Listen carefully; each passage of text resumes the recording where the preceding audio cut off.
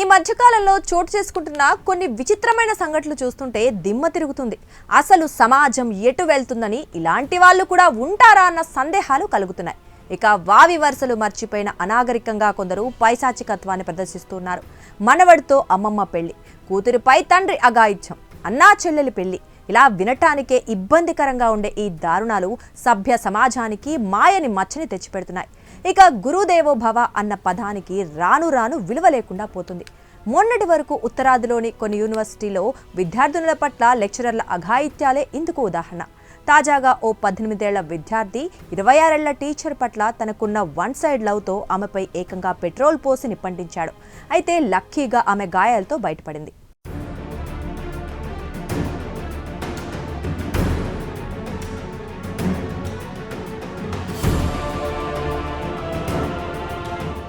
ఈ దారుణం మధ్యప్రదేశ్లో చోటు చేసుకుంది. నర్సింగ్పూర్ జిల్లాలోని ఎక్సలెన్స్ స్కూల్లో సూర్యాంశ్ కొచార్ చదువుకున్నాడు. ఇక మహిళా టీచర్ ఇచ్చిన ఫిర్యాదుతో కసి పెంచుకున్న విద్యార్థి ఆమెపై అటాక్ చేసినట్లు తెలుస్తోంది.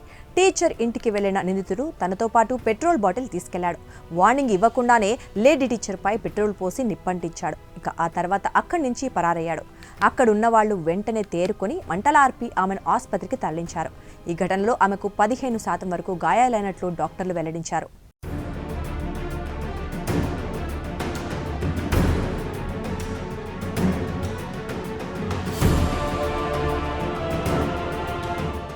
అయితే నిందితుడు విద్యార్థికి బాధిత టీచర్కు మధ్య 2 ఏళ్ల పరిచయం ఉంది.